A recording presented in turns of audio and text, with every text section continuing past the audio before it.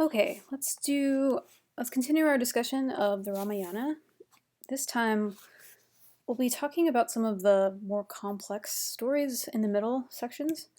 So how I've structured this lecture is around problems of knowledge. So we're going to consider how the Ramayana confronts problems of knowledge or epistemological problems in the history of philosophy. That's what they're called.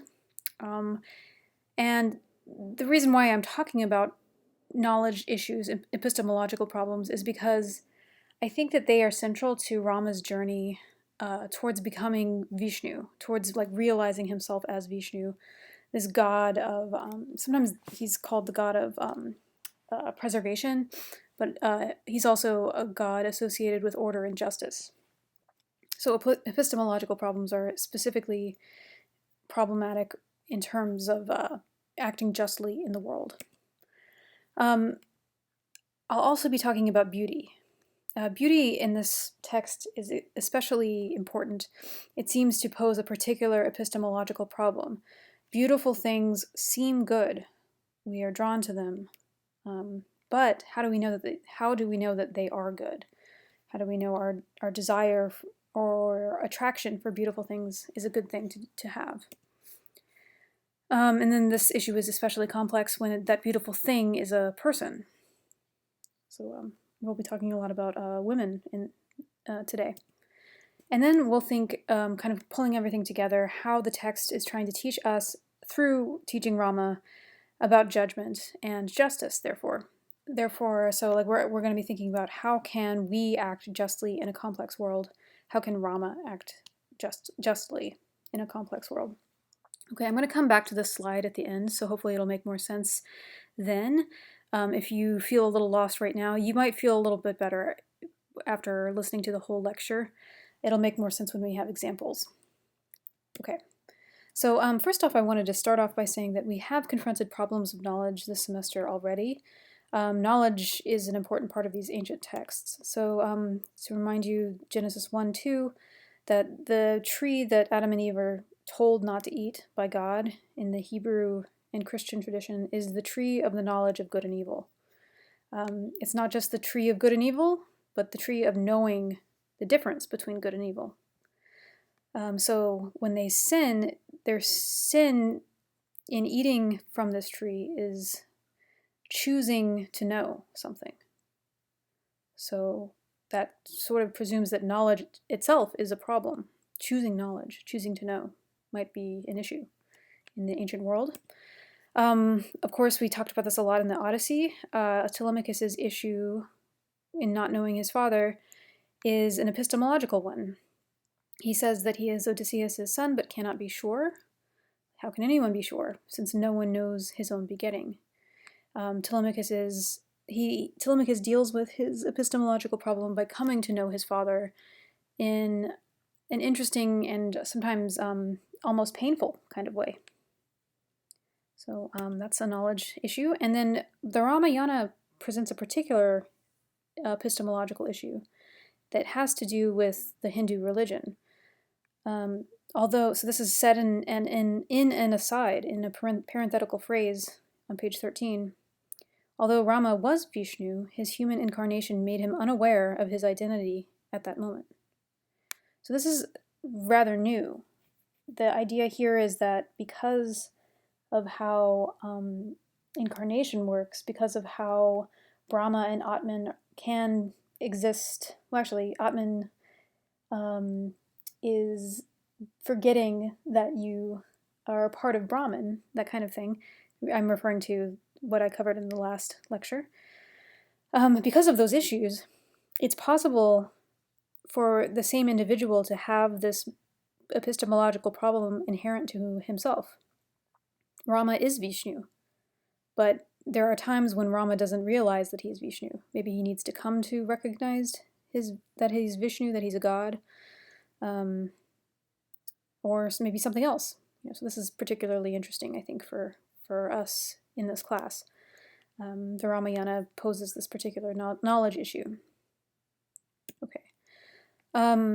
We talked in the past also in this class that recognition is a way to solve some epistemological problems. So some of these problems of knowledge, how do you know things, you can know things through recognizing them, through realizing in a way that you have known them before.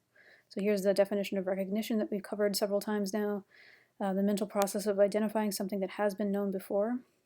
So we can know things by recognizing a tradition or a prior knowledge state, or perhaps we can recognize something our father told us, and then we're like, oh, must be what Dad said last week. He told me to expect this. Here it is. Anyway, so that can be a way to solve some epistemological problems.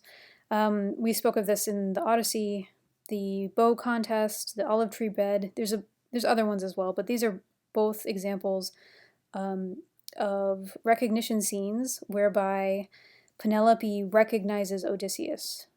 It's not just that she recognizes him like he looks like her husband, but she recognizes that he still is the man that she married. Like, he's still capable of the physical feats he used to be capable of, and he knows their secret of their bed, and then it's also a way for her to tell him that she's kept that secret and that kind of thing, so he can recognize her through these signs as well. Okay. These happen in recognition scenes happen all the time in the Ramayana as well.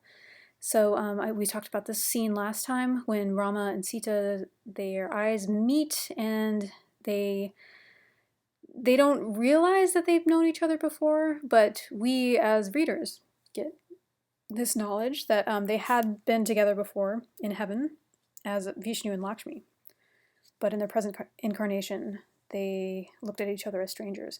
So they recognize something in each other. They don't really know exactly what that is, but they have some sort of recognition of each other. Here's another one. This is from today's readings. Hanuman and Sugriva, these are monkeys, they confirm Rama is Vishnu by asking Rama to, quote, give proof of his archery, and then this proof is that Rama took out an arrow and shot it through not only the trunks of 7 trees, but also through the 7 worlds and the 7 seas, and all things in 7, and then it returned to its starting point in the quiver. So they're trying to test the divinity of Rama, and Rama is able to pass their test. He's able to do this like miraculous feat with 777. And so by this, I assume they know that Rama is divine, that he is Vishnu. And then even more recognition scenes happen with Hanuman, especially Hanuman is the monkey incarnation that is going to help Rama take down Ravana. Okay, so Hanuman, the monkey servant, replies, though he has not revealed his true self yet, I sense his identity. He can be none other than Vishnu himself. I notice that he has the marks of the conch and the disc in his palm. None but Vishnu could have bent the bow of Shiva and broken it. None but he could have set upon Thattaka and her brood, or revived Ahalya from her stony existence. More than all, my inner voice tells me who he is. When I was young, my father, Vayu Bhagavan, commanded me, you shall dedicate your life to the service of Vishnu. How shall I know him? I asked. He answered, you will find him wherever evil is rampant, seeking to destroy it. Also, when you meet him, you will be filled with love and will not be able to move away from his presence. So this little speech here is riddled with recognition tokens, like the conch and disc, the feats of Rama that reveal who he is, and then the story of Hanuman's father that will let him know that he is around Vishnu when he is around Rama. This is all very interesting here, but recognition scenes. But there's a problem. Does recognition really solve all epistemological problems? Sometimes in the world we see things that don't remind us of anything that we've known before. They might be completely alien and new. How do we act justly in the world? How do we act at all when we don't really know things, when we can't know things? Can our senses truly be trusted? So in the last slide, a lot of those recognition scenes had to do with the sensory tools that we have, our eyes. This is a visual proof, maybe auditory proof, visual proof. that sort of thing. Here's a feeling. You'll be filled with love. But can we really trust our senses? This is a question that the Ramayana asks, I think. So this is from the last slide. How shall I know him? You'll be filled with love, and you'll not be able to move away from his presence. So this feeling of attraction might be proof that you know who someone or something is.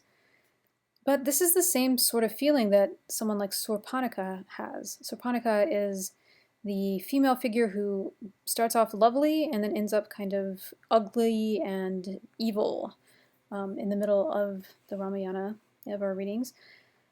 Surpanaka says something similar of Rama here. I find it impossible to forget him.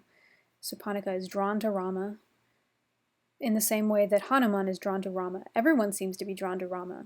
And, I'm not saying that you shouldn't trust that. Rama is good. He looks good, and he is good. But does that necessarily imply that anyone who looks good is good? So Surpanaka is drawn to him, even though she herself is kind of suspect. And Rama is able to see through her outside form. Rama noticed in the woods, amidst the creepers and plants in his front yard, a damsel of the utmost beauty. I'll talk more about this line in the next slide, but Rama is in some ways drawn to Surpanaka. He noticed her in the woods. She is a damsel of the utmost beauty. Just because something is beautiful and you're drawn to it, something you notice, it might be something that you doubt as well. Because we're not really sure that the things that we recognize with our senses are true, are truly what they seem to be. Okay, say more. So everyone is drawn to beauty. Hanuman, Surpanaka, Rama, everyone's drawn to it. But is this always a good thing? Beauty poses a particular epistemological problem. This is my sort of our argument for these next few slides. Beauty should be good. It seems good, right? Beautiful things seem good. They draw us to them. Most people like to be around people who they are attracted to. There's studies about this. Babies who are pretty usually get more care. People like being around them. We like cute little kittens and cute little puppies, this sort of thing. Beautiful, cute, pretty things seem good, and sometimes they are good.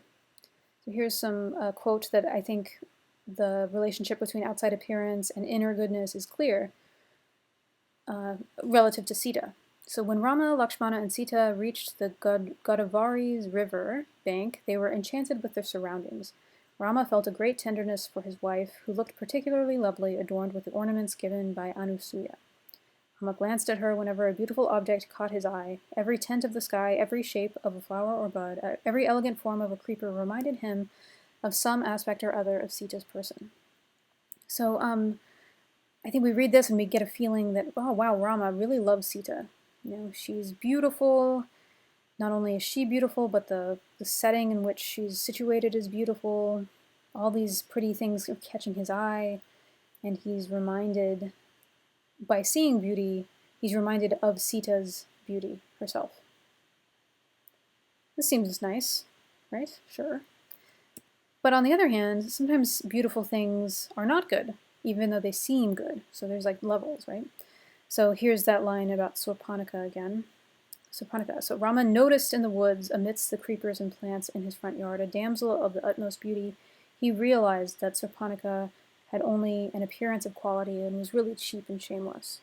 So these are, there's like 2 pages between these two sentiments here, but I highlight the verbs because I think they speak to different levels of knowing.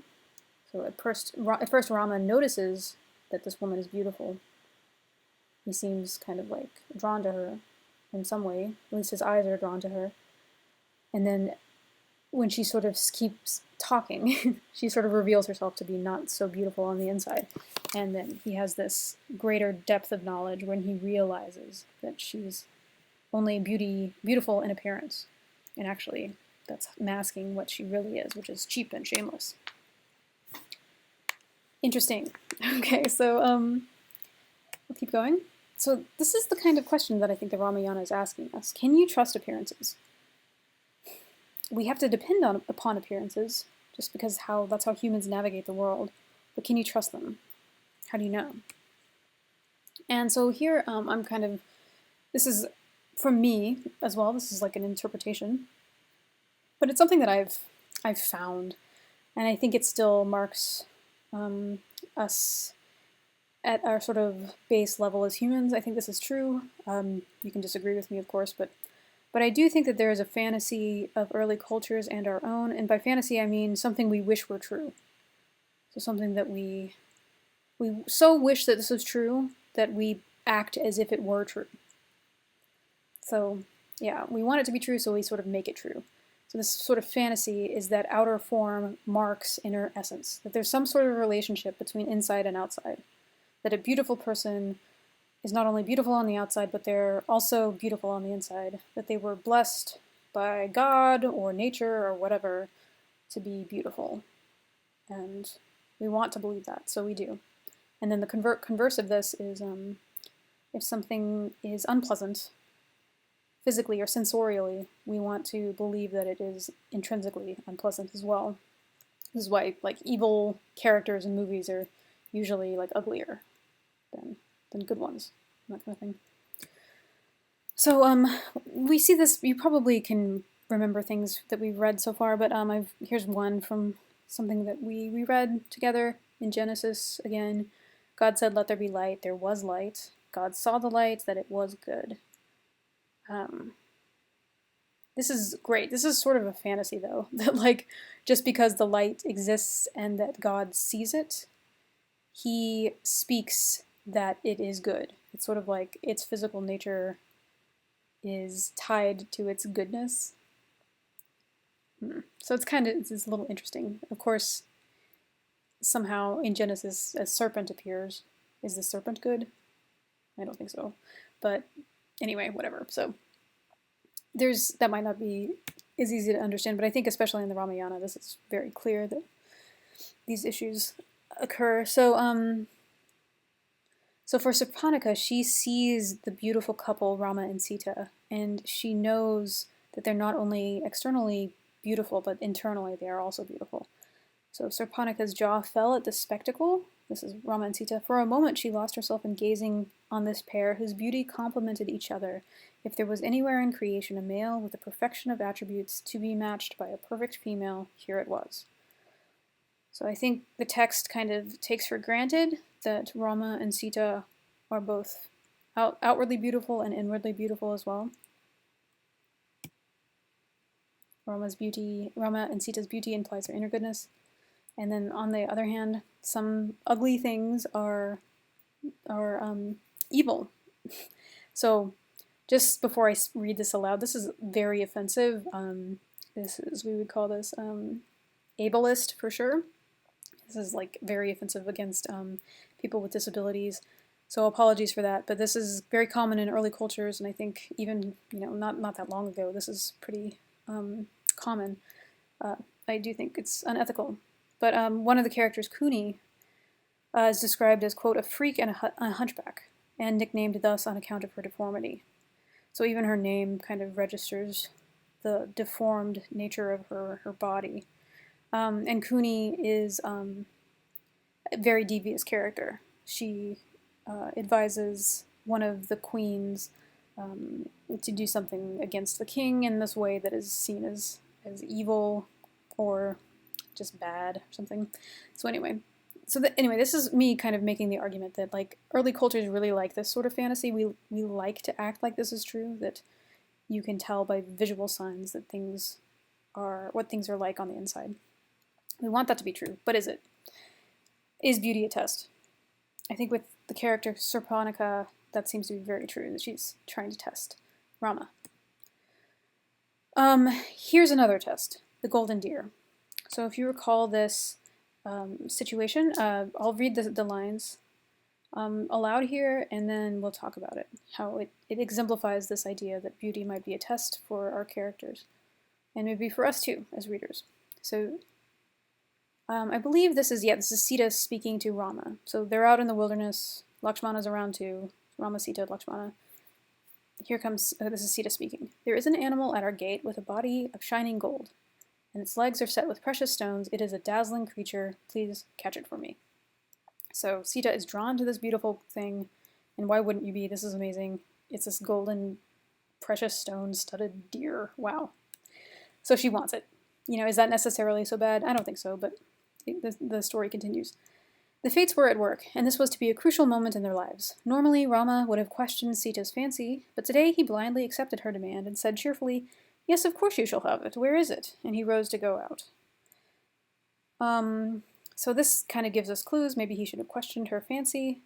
But on the other hand, this does show Rama as like a good husband. He's like, oh, baby, you like it. Of course you should have it. Why is it bad to want something pretty? I'll go get it for you. At this point, Lakshmana interceded. I would not go near it. It may be just an illusion presented before us. It is not safe. Who has ever heard of an animal made of golden gems? It's a trick if ever there was one. So we get this warning from Lakshmana, answered by Rama. Rama replied, Brahma's creations are vast and varied. No one can say that he knows all the creatures of this earth. How can you assert that there can be no such creature of splendor? So Rama is revealing here that it's very difficult to navigate the world and to know exactly what's true and false based on appearances. What Rama says is very true here, we don't know everything. Brahma's creations are vast and varied. No one can say that he knows all the creatures. How can you assert that there's no such creature of splendor? This is very true. We don't know everything. Okay, that continues. This is a beautiful thing to test. Here's the deer that Rama goes out in search of. Golden deer, a blind determination, a challenge, and behind them a desire to please his wife. All these drew him on as the splendorous animal receded farther and farther. So Rama here is being drawn to a beautiful thing. He's not being drawn to it because it is beautiful, but he's being drawn to it for these various reasons. He's determined, he feels a challenge, and then he wants to please his wife. These might not necessarily be inherently bad motivations, but they might be connected to sort of self-motivated things. Anyway, eventually he realizes that the deer is a test. By the way, these are just images from various traditions depicting the story. Here's from a fresco from a temple. This one is an interesting one. These frescoes sometimes they're kind of like comic books, kind of showing two pains at once. So the deer gets shot, and then the demon that is the deer in disguise, it reveals itself here. So his beauty attest. Okay. Suddenly, this is Rama. Suddenly, it dawned on Rama that he was being duped. Lakshmana was right after all. He ought not to have so blindly obeyed his wife. Automatically, his hand took out an arrow and shot it at the animal, just as Mahicha, guessing Rama's thoughts, made a desperate attempt to escape. But it was too late. Rama's arrow, as ever, reached its target. So Rama is the demon killer. He kills demons with arrows. But note that he's able to kill the demon with the arrow, not just because he's physically very capable, like he's a good archer, but this is linked specifically to his thoughts, to his knowledge. So note the verbs. It dawned on him that he was being duped. For something to dawn on you, it means you realize something. Like the dawn comes to break the night up. Like when, at the end of the night, the dawn rises, the light comes, you're enlightened. You realize it. You see it where you didn't see it before. And then automatically, his hand took out an arrow and shot the animal, just as Maricha, guessing his thoughts, made a desperate attempt to escape. So at the moment it dawns on him, he's able to shoot this demon. Interesting. Okay, so beauty does seem to be a test. And perhaps this was a test. He seems to conclude that it was a test that he ought not to have so blindly obeyed his wife. He could have realized some of the other things, that maybe he had some pride going on there. pride in his ability to take a challenge or to be determined and that sort of thing. But the Ramayana kind of treats it as specifically related to obeying Sita. Okay, so yeah, I don't know if there's more to say there. You might have more thoughts about this situation. In fact, in other traditions, not in our readings, but Surpanika is related. She's related to Ravana. She's actually Ravana's sister. And in another version of this story, what she does to Rama is an attempt to get Rama to fight directly with Ravana. So it may be that Surpanika, set this whole thing up.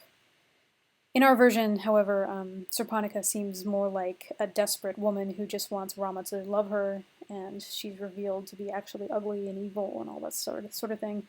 So anyway, okay, we might talk more about that if you'd like.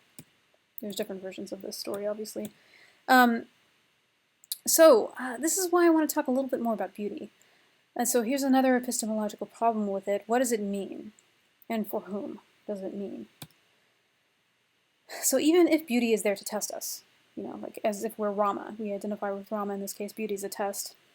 But even if it is that, it does have the power, symbolic and material, it does have power with very real consequences. So there's a moment, I haven't talked much about this, but there's a section that has to do with Dasarata, the king, and his 3 wives. Kuni, this is the hunchbacked servant. She advises Kekayi, she's the young and beautiful wife of Dasarata, one of his wives. She's the youngest and his favorite. Kuni advises her to use her beauty to assert political ambitions. She tells her, don't waste your youth and beauty, which hold your husband in a spell. So I just include this because it exemplifies the common argument that beauty equals power. That if you are beautiful, you have the power over other people that you can assert over them. And you can kind of wield that power. So this is kind of how Kuni is presenting the issue to Kekayi. This is sort of how Kekayi chooses to use her beauty as a power tool, as a tool of power. I think beauty functions a little bit differently here in this next example, however. So in this example, I'm using it because the woman who is beautiful wields the power of her own beauty. I don't think that happens here. The beautiful woman is Sita. I'm not sure if she's really wielding the power of her beauty. So this is how Ravana becomes smitten with Sita through Surpanika's description. So Surpanika, in some traditions, like I was saying, she wants to start a war between Ravana and Rama. I'm not sure what her motivations are here, but we'll talk. Okay, so Surpanika is describing Sita to her brother Ravana. She says, Rama has a woman who should be yours. If you win her, I fear all your present favorites will be thrown out. I also fear that you will surrender to her all your powers, valor, possessions, and conquests, and make yourself her abject devotee. Her name is Sita. I was so overcome by her beauty that I waited and watched for a chance and attempted to snatch her and bring her to you as a present. Tell me about her, this is what Ravana says. And Surpanika describes Sita from head to toe in minute detail. The picture she conjured up was convincing, and Ravana fell madly in love with her image. So here's my question. What does Sita's beauty mean for Ravana? We'll start with that one, then I'll ask, what does it mean for Sita? What does her beauty mean? This is how he falls in love with her, but this is quite a strange way to fall in love. Usually, if you've ever fallen in love with someone, you see them, in person. You're like, oh, wow, what an attractive person. I really like them, etc. Maybe you learn more about them and you fall more in love. I don't know. That's usually how things go. It's like a direct one-to-one kind of thing. What is Ravana falling in love with here? He's falling in love with an image of Sita. And it's not like an image that we might see. They don't have cameras. They don't have selfie potential cameras on their phone kind of thing. He falls in love with the image conjured up by his sister. The picture Surpanaka conjured up was convincing, and Ravana fell madly in love with her image. Surpanaka describes Sita from head to toe in minute detail. This is kind of strange. This is like, I have a brother. If I was like, hey, there's this really hot lady that is just your type, let me describe her. I don't think I would ever do this with my brother. Describe a hot woman to him for him to fall in love with. This is kind of strange. It might. So anyway, this bit here might say a little bit more about the relationship between Surpanaka and Ravana than Sita and Ravana. It's kind of interesting. Seems a little inappropriate to my mind that a sister is describing a hot lady to her brother, and she's so good at it that Ravana falls madly in love. Yeah, sounds a little strange to me. And there's even more that's quite strange. Maybe it's not. So there's that potential that like maybe this is a strange relationship between brother and sister. That might be. But Surpanaka might be manipulative here as well. And I'm speaking to this line. Rama has a woman who should be yours. Wow, what a line. If a sister says that to her brother. Interesting. Right? Rama has a woman who should be yours. Maybe the description of Sita and her loveliness, maybe Ravana falls in love with the competition he feels for what Rama has that he wants. So maybe he falls in love with that. Like, oh, Rama has a woman who should be mine. Ooh, wow. I don't want Rama to have someone that is actually better suited for me. I'm going to take the woman that he has so that I can be more powerful than him. So it might speak to that kind of competitiveness, rivalry between men. This line is interesting too. If you win her, I fear all your present favorites will be thrown out. Ravana has a lot of girlfriends. Surpanaka says here that if he sees Sita, then he'll get bored with all of his current girlfriends. So maybe she's appealing to his like drive to collect women here. It's interesting. Anyway, there's a lot going on with this description, and I don't think a lot of any of this has much to do with Sita, apart from the fact that she is beautiful and can be described.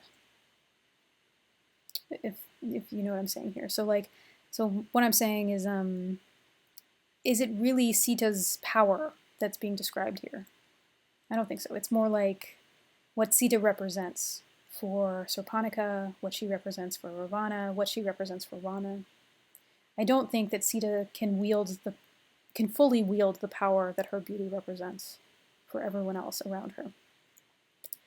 And so, yeah, Sita's beauty might mean for Ravana something like power, rivalry, his weird relationship with his sister. But for Sita, I'm not sure if it's exactly the same thing, if it's power, So here's me asking these questions more explicitly. You might speak of these in your discussion posts, perhaps. And then another problem with this, that the problem with it's difficult for the beautiful person to wield the power of his or her beauty, usually her in this situation, is because sometimes this kind of idea can justify some really bad things.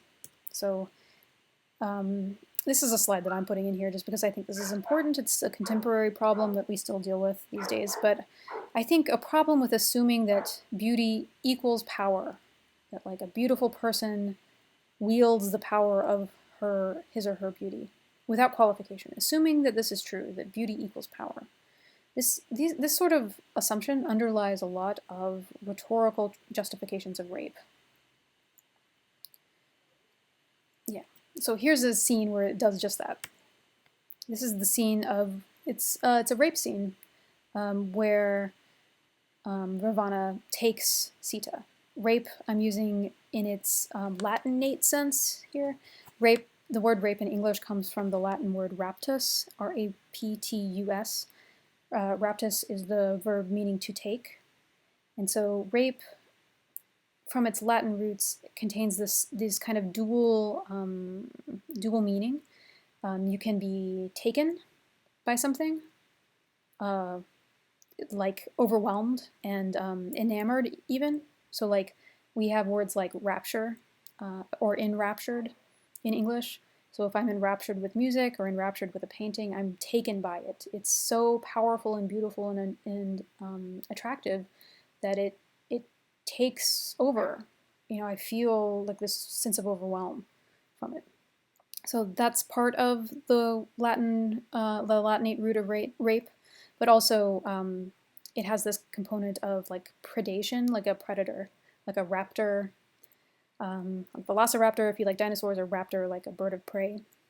So that kind of take, those sorts of predator animals take other animals and kill them or eat them or something. So rape has those kind of two points of ravishment on one hand and taking on the other. And this scene, I'm calling it a rape scene because Sita is literally taken here. She's taken at the same moment that Ravana is enraptured with her beauty. He's taken with her beauty, and she is literally taken by him. Okay, so here's the scene. Sita covered her ears with her hands. How dare you speak thus? I am not afraid to lose my life, but if you wish to save yours, run and hide before Rama sees you. Rama's arrows cannot touch me. You could well expect a mountain to split at the touch of a straw, Ravana said.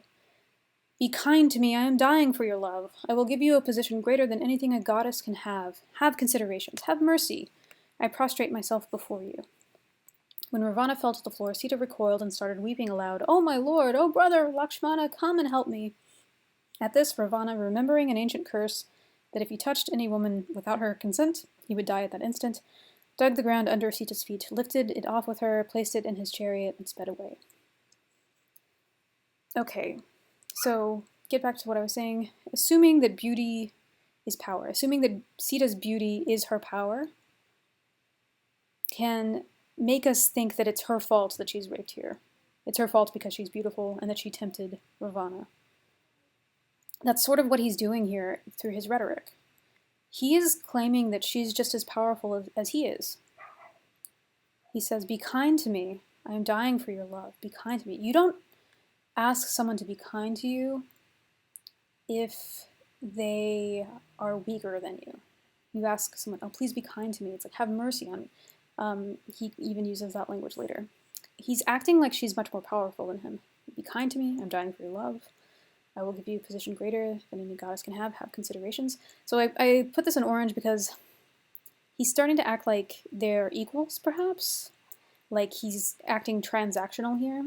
I'll give you a position greater than any goddess can have if you join with me. But then later he turns his rhetoric in this way, have mercy. You don't ask someone to be kind to you, to have mercy upon you, if they have less power than you. Begging for mercy is something someone does when they're powerless. It's like, you're powerful, I'm not. Have mercy upon me. Have compassion. Save me. This is quite weird. Ravana has pretty much all the power here. He's this very wise, very powerful demon. You know, he's separated her from her protectors, her husband and her brother-in-law. She's all alone. And then he's acting like he's less powerful than her. I prostrate myself before you. He gets down on the ground before her. He falls to the floor. She starts weeping aloud. Come and save me. At this, he basically picks her up and speeds away. He kidnaps her. So this rhetorical attempt here, and attempt to claim she has more power than him, is not true. It's BS. It's a lie. He can pick her up like a flower and kidnap her. Okay, hopefully that makes sense. Let's keep going. So I want to just pause on this, because I think this has been an issue we've been talking about all semester without explicitly talking about it. But like the question is, who is able to wield the power that beauty has inherently? Like I do think that beauty does have power, but I think assuming that the beautiful person is able to control that power is not the whole story. So here are some of the beautiful women we've seen who have been powerful, but that power is sometimes complicated. So Shamhat has power. She's able to entice Enkidu out of the herd. She has sex with him. That is a kind of power. She's able to civilize him. I'm not sure if it's the same kind of power as like Gilgamesh has, as the king of Uruk, but it certainly is a kind of power that she is able to wield, for a certain amount of time. Pandora is beautiful, and she does seem to be sort of powerful. She's, as good at at lying as Hermes is. She's wise like Athena, that kind of thing. Helen is a really good example. She's the most beautiful woman in the world. In some ways, you could see her as the cause of the Trojan War, but in other ways, you could see her as a rape victim who suffers. In the Ramayana, there's so many women who are beautiful, but bad things happen to them. Ahalya, she's turned into stone by her husband. Surpanika, she seems to be evil, but her punishment is pretty extreme. She gets like her arms and I think breasts cut off by Lakshmana. It's kind of horrifying. And then Sita. We'll talk more about what happens to Sita next time. But certainly, I'm not sure she is able to control the power that her beauty holds. So I'm going to end with these kinds of thoughts. How to act justly in a complex world. I think this is what Rama's journey towards knowledge is towards. He is, like I said before, he's kind of the in-between god. So if Brahma is the creator god, and Shiva is the destroyer. Vishnu is in the middle. He protects people. He tries to restore order in between creation and destruction. He tries to order the universe. And so his journey as Rama, as his human form, is towards becoming a good judge of people's character and of just situations. And so I think I find it interesting that there's so many doubles in chapters 3 through 6 that you read. Women are often doubled. Kakeyi, that's Bharata's mom, versus Sumitra, who is Rama's mom. Kakeyi is the young, pretty one. Sumitra is the kind of older, but very wise and good mother. I think Kakeyi is kind of held up as maybe not so good of a mom. She kind of succumbs to selfish motivations, where Sumitra only has Rama's interest at heart.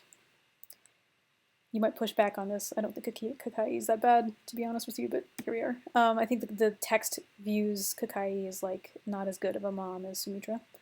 Of course, Sita and Surpanaka are held up as doubles. One is good inside and out, and one is only good on the outside. There's a lot of brothers that I think are being held up against each other for us to judge them. So Rama versus Bharata, they're both really good, but we are being asked to choose between them as who would be like the better king. Dasarata wants Rama, but he's manipulated by Kakeyi into forcing her son Bharata to be the ruler. Vali and Sugriva, so just like there's brothers who are fighting in a sense towards the throne, they're not really fighting. Neither of them really wants to be king or something. They just keep deferring to one another. It's kind of annoying in my opinion. But Vali and Sugriva, the two monkey brothers, they kind of are different versions of these brothers. And in their story, one of the brothers kills the other. So like, we're not only being asked to differentiate the brothers, but we're maybe asked to differentiate between this set of brothers and then this one. Like the good set and the bad set, as opposed to just the good brother and the bad brother. So I'm going to ask you, like, why do you think the text so often is dividing things into two? Why do stories in general as well have so many doubles? I got a visual aid here, which relates back to Rama as this kind of justice god. If you divide things into two, this is why the legal system does it so often in two, like the state versus so-and-so. It clarifies things. You know, can you imagine a balance with three? I mean, you could potentially, but then we're thinking of, it's just like there's too many variables. If you just have two, it's much easier to kind of determine weight and to determine equality again. So if one side goes down and one side goes up, you can add more weight here so that they're equal. That's kind of how justice is served, right? You're trying to restore order when disorder has happened, when the weights aren't in balance any longer. They're disordered. You want to restore order. And so, yeah, this is kind of how, a lot of structures in society work. You divide things into two, make it easier to judge. That seems to be what's going on here, I think. That's where so often there's these doubles throughout the stories. Make things easier. But is justice so easy? dividing the world into two might be an issue. And we're kind of invited to think that there's a problem of justice at the beginning of chapter 6. The poet speaks directly to the reader here. The perfect man takes a false step, apparently commits a moral slip, and we ordinary mortals stand puzzled before the incident. It may be less an actual error of commission on his part than a lack of understanding on ours. Measured in eternity, such an event might stand out differently. This line might be confusing. It may be less an actual error of commission on his part than a lack of understanding on ours. An error of commission is an error of action, so an error he commits. So he's saying it's less that he committed an error on Rama's part than that we lack understanding. So we need to come to understand why he erred in that way. Measured in eternity, such an event might stand out differently, but until we attain that breadth of view, we are likely to feel disturbed and question the action. Rama was an ideal man, all his faculties in control in any circumstances, one possessed of an unwavering sense of justice and fair play. Yet, he once acted, as it seemed, out of partiality, half-knowledge and haste, and shot and destroyed from hiding a creature who had done him no harm, not even seen him. This is one of the most controversial chapters in the Ramayana. So what the poet is asking us to do here is, even though Rama acts in partiality, half-knowledge, and haste, he seems unjust in his actions, even though that is true, we need to attain a breadth of view so that we don't feel as disturbed and so that we don't question his actions as much. Interesting. So what are we talking about? Rama kills Vali, one of the monkey brothers. Rama chooses Sugriva over Vali and kills Vali. So when Vali is dying, he calls out to Rama and says, Rama, the lord of culture, breeding, discrimination, and justice, how could you do this? You have destroyed the firm basis of your own virtues. When two persons are opposed to one another, how can you, in support of one, hide and attack the other? So Rama kills him from hiding, kills him without knowing his side of the story. I find this really interesting, and it's also interesting because it mirrors another story that happened before. This is back on page 50. Dasarata also kills someone while in hiding and while only hearing one side of the story. So once a while I was hunting in a forest, I heard the gurgling of water, the noise an elephant makes when drinking water. I shot an arrow in that direction and at once heard a human cry in agony. I went up and found that I had shot a young boy. He had been filling his pitcher, and water rushing into it had created noise. The boy was dying and told me that his old parents, eyeless, were not far away. He had tended them, carrying them about on his back. They died on hearing of this tragedy, after cursing the man who had killed their son to suffer a similar fate. That is going to be my fate. So what Dasarata does here in killing this young boy, thinking he's an elephant, is similar, I think, in a way to what Rama does in hiding, killing Vali.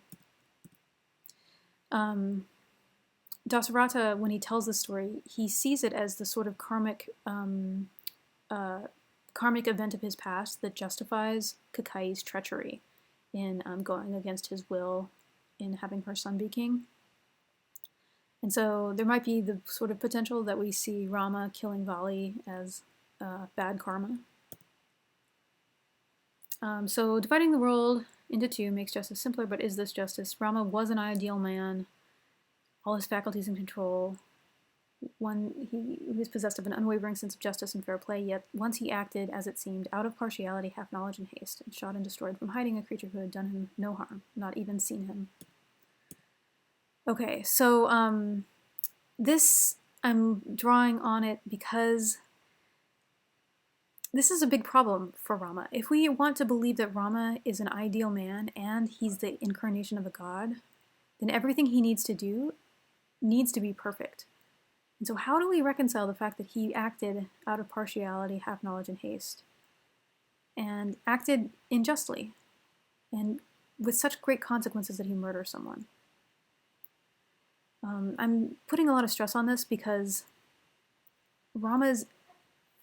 his actions that belie his ideal nature, this is going to come up again in another situation with Sita, where he acted out of partiality, half-knowledge, and haste, perhaps, but acted in a way that kind of went against his divine nature. That's what I'm suggesting here. Okay, so this was a lot, and it might be kind of confusing, but I'll cover the goals that we had for today again. We were trying to consider how the Ramayana confronts problems of knowledge, epistemological problems. I told you that this was part of Rama's journey towards becoming Vishnu, this god associated with justice. We talked about beauty being a particular epistemological problem in the Ramayana. A lot of Rama's lessons come from lessons about beauty, like how to judge when things seem good but may not be good. Issues complex, especially when a beautiful thing is a person. And then we talked about how the text teaches us and Rama about judgment and therefore justice, how to act justly in a complex world. How sometimes it's good to put things into us versus them kind of thing, or like doubles or binaries. And that can be a way towards judgment, ethical judgment. But sometimes that itself might not be as straightforward as it seems. So all of these things are going to come to the head when we talk next time. So apologies if this seemed kind of a little confusing, but I think it's part of what the Ramayana is trying to teach us about how difficult it can be to act justly in the world. So homework for next time, finish the Ramayana chapter 7 through the epilogue. Review Dundabi's story, page 95 through 96. Why does this short story of Dundabi, he's a rhino, why does that story feature so prominently in the chapter about Vali? So again, Vali is one of the monkey brothers, the one who is shot by Rama. And then we'll transition from that to the main problem people have with the Ramayana, which concerns Sita. So what is the relationship between Vali's story and the conclusion of the romance plot, that is bringing Rama and Sita back together? So we'll talk about that next time.